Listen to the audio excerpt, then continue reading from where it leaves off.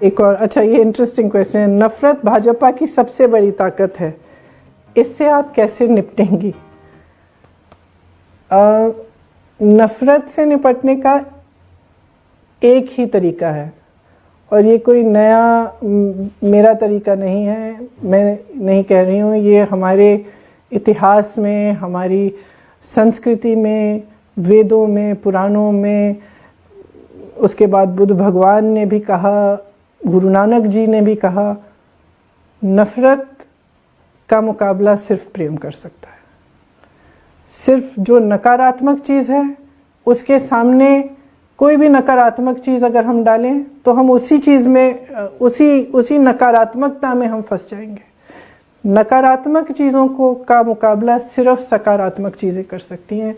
इसलिए जब हमने ये अपनी कैंपेन शुरू की, ये लड़की हूँ लड़ सकती हूँ, और आगे आप देखेंगे कि हमारी एक दो और कैंपेन्स भी हैं, सिर्फ सकारात्मक कैंपेन्स हैं।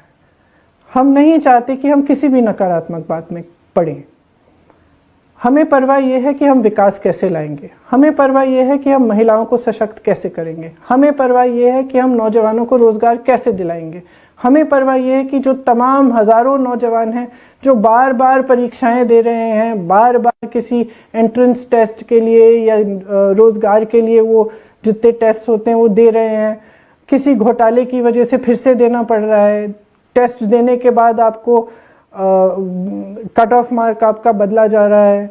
इन चीज़ों के साथ हम कैसे डील करेंगे, इनको कैसे हम हटाएंगे, बाधाएं कैसे हटाएंगे, ताकि जितने भी मौके हैं, चाहे रोजगार के मौके हैं, सशक्त होने के मौके हैं, नौजवानों को मिले, महिलाओं को मिले, और लोग जो विकास होना चाहिए वो असली विकास हो। ये विकास नहीं कि आप चुनाव आ रहा है तो आपने एयरपोर्ट का उद्घाटन कर लिया, पता चला कि एयरपोर्ट तो बना ही नहीं है, चाइना की एयरपोर्ट आप सोशल मीडिया पे दिखा रहे हैं, आपके विज्ञापनों पे सारा दिख रहा है कि विकास आया है, लेकिन ज़मीन पे कुछ नहीं है। ज़मीन पे लोग त्रस्त हैं, परेशान हैं, किसान हो, दलित हो, महिलाएं हो, नौजवान हो, सब त्रस्त हैं।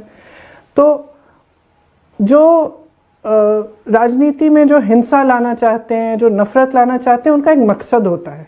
मकसद ये है कि आप उनसे सवाल ना करें, आप उनसे जो एक्चुअल चीज़ें हैं कि भाई तुम मेरे लिए कर क्या रहे हो, ये आप पूछोगे नहीं। तो इनका फायदा कुछ ऐसी पार्टियों का ही होता है। अंत में आप सोचिए, आप नेता हैं, आपको जनता ने अपना प्रतिनिधि बना दिया। अब आपको मालूम है कि 5 साल बाद जब चुनाव आएगा तो मैं धर्म की बात करूंगा, मैं जाति की बात करूंगा, नफरत की बातें करूंगा, तो वोट मिल जाएगा मुझे। तो आप काम क्यों करेंगे? काम क्यों करेंगे आप काम तभी करेंगे ना जब आपको मालूम है कि 5 साल बाद आपको उस काम पे जवाब देना पड़ेगा, जवाबदेह बनना पड़ेगा। तो मैं समझती हूँ कि जो ये राजनीति में खास तौर से समाज में जो नकारात्मकता, हिंसा फैल रही है, इसका मुकाबला एक्चुअली सकारात्मक राजनीति, प्रेम, करुणा भाव, सबको एक साथ लेकर उन चीज़ों के बारे में हम बात करें जो एक्चुअली हमारे भविष्य को, हमारे जीवन को सुधारें, हमारे समाज को सुधारें, हमारा जो आपसी प्रेम है उसको बढ़ाएं।